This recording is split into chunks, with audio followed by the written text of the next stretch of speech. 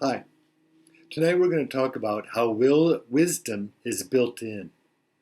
Wisdom is natural and not learned as it occurs when we are calm and pay attention, because it is activated with awareness, not with our mind that thinks in concepts. Our true nature is wisdom, and the evidence that we are aware of it is peace inside and out. We discover it through curiosity, life experience, experimentation, and understanding. Not many people are aware of their wisdom, which is a part of our original nature, an inner guidance system that we lose with interaction, material attractions, and by giving attention to negative energies and not our positive side.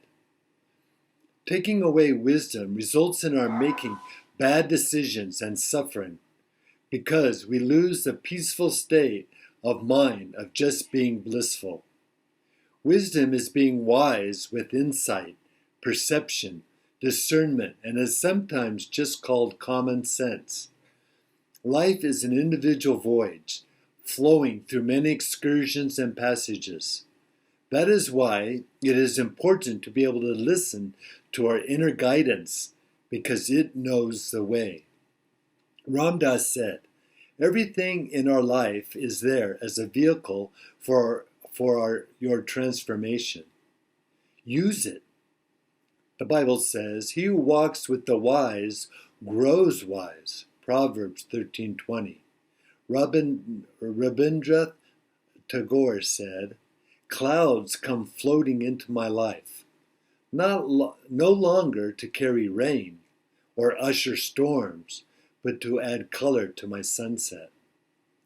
We have had wisdom within us, directing us since birth to our opening to who we are, but only a few become wise when they get older.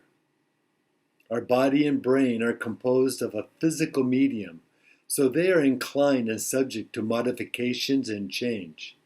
But wisdom is consciousness which is free from change, but it incorporates change within itself.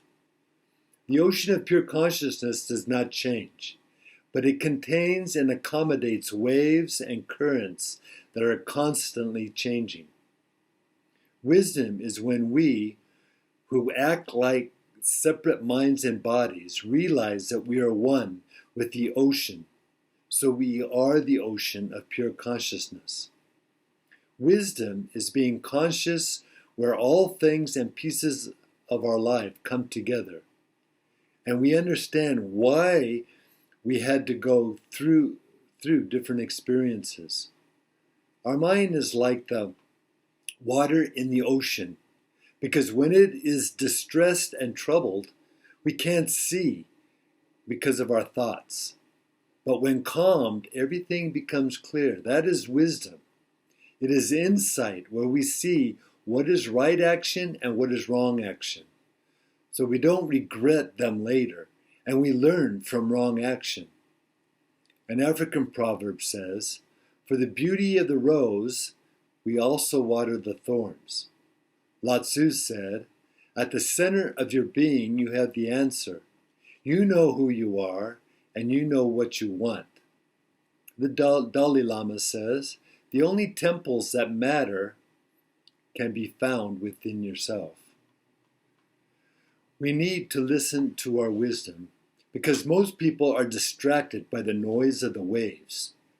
Deep inside, we know what we want and are not limited by the constraints of our bodies and mind. Our human constraints are the barriers of our culture, religion, geography, and our own personality, so it is hard to accept universal empathy, which results in the limited understanding of our pure consciousness. To understand others, we need to swim in the deep water, but also in the waves that drown us. We can't calm the waves, but with wisdom we can calm ourselves and surf the waves, grateful for the ride, the joy, and the ocean. When our vision is skewed, the wave can crush us, knocking the air out of us, our sympathy, compassion, and love that is inside us. These fundamental human qualities we need to surf, balance, and ride different conflicting waves that clash with our upbringing. When we are surprised with a different wave, we need to lose our expectations and accept the way things are so we can adjust. Sometimes the problem in us is in us because we are human. So we make mistakes, but we can view, grow, and move on with the wave. The wave doesn't worry and lets our past flatline, but that is no fun to surf. So we open up to what will happen and the blessings never expected. Buddha said, "Let go of the things that hurt you, but never forget what they taught you." The wisdom of Helen Keller is, be happy with what you have while working for what you want. C.S. Lewis said, "You can't go back and change the beginning, but you can start where you are and change the ending." The wisdom within directs our life to happiness, so other people's behavior does not ruin our peace. No one can avoid agonizing situations, but the good thing is no one can force us to be unhappy in those times. Our wisdom designates the thoughts that are positive and will uplift us from those that will drag us down.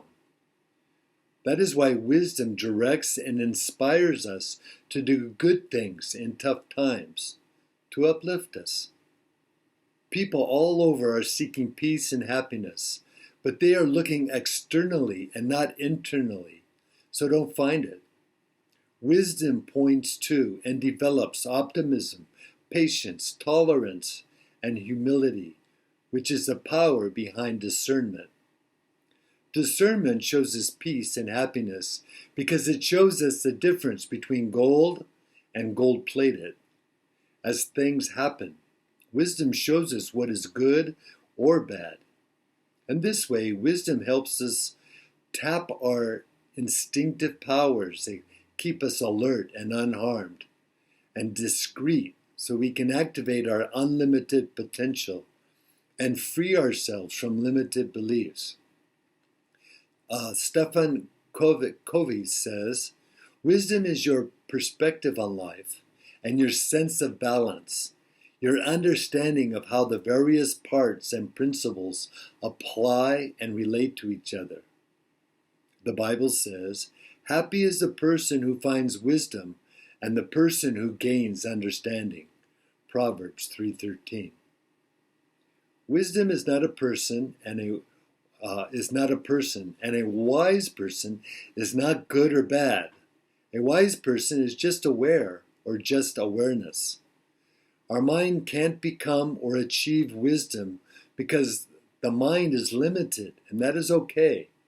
In the mind, that is a problem because it is a tool that thinks of opposites, theories, and time when wisdom is a reality right here and now. The mind is good with opinions, speculation, and beliefs, but not with discernment, because we see with the mind where even salt looks like sugar. The illusions in our mind is what creates our suffering as it creates our reality. The mind is not wise because it thinks to be or not to be wise over and over, and misses the inner guidance of wisdom. Wisdom transcends the mind, our intellect, and our senses.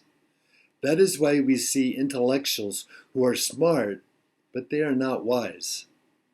The mind is our lower self, but wisdom is our higher self, the strength of our soul, or pure consciousness. Our wisdom is inbred and awakens us with curiosity and self-actualization to the deeper dimensions of human existence that make us wise. The Bible says, "But the wisdom from above is first pure, then peaceful, gentle, open to reason, full of mercy and good fruits, impartial and sincere. James 3:17.